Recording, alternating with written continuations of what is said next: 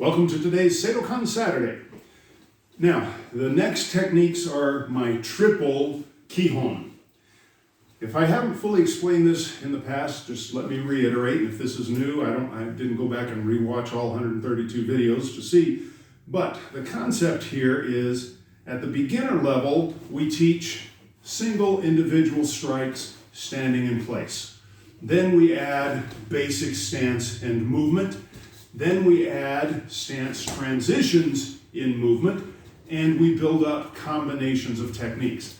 Not all of the combinations come strictly from kata, but are derived from the basic techniques that we have as ways of putting them together, both for function, but we're doing them in kata version primarily, so that we still are focusing on good shikodachi, good zen kutsudachi, good fundamental positioning of the bodies and transitioning of weight distribution from, go this way, from centered weight to forward pressing weight to back pulling weight as we do each of the techniques.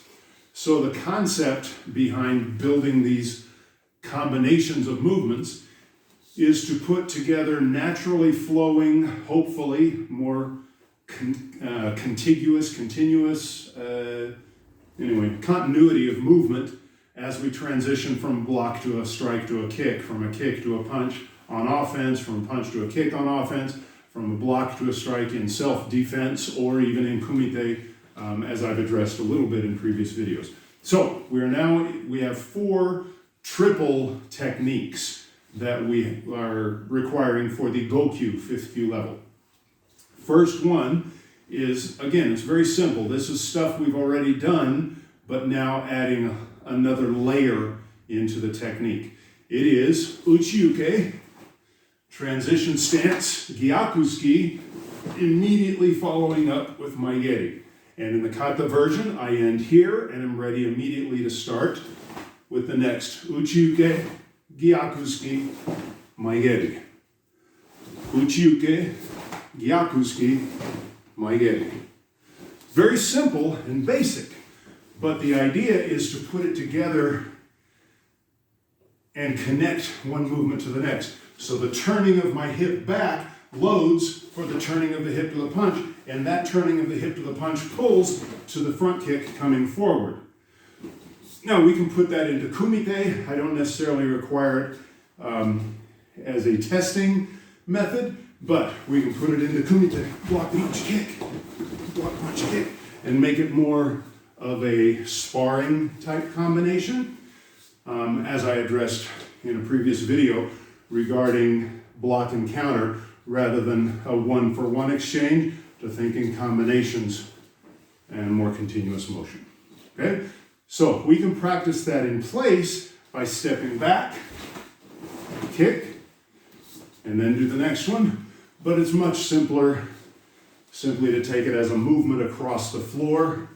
From here, uchi-uke, gyakusuki, maigeri, uchi-uke, drop centered, weight pressed forward, hip turning, pulling into maigeri, finish in zen kutsudachi. Another point of finishing each technique in a stance is to not bounce or fall out of a technique and have to regather myself.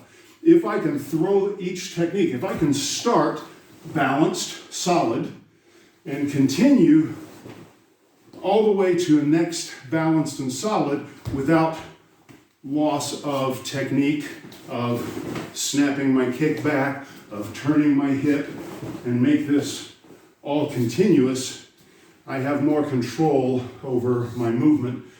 And then we can look at changes of direction as well for self-defense applications, for instance.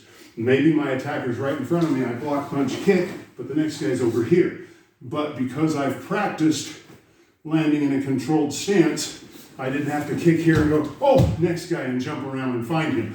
I can immediately transition to whatever position needed. That's today's technique, very simple and straightforward. Uchi-uke, gyakusuki, maigeri. We can even do it standing. It's not technically gyakusuki here because I'm not on a reverse side, but it can be block, punch, kick, block, punch, kick, even in place.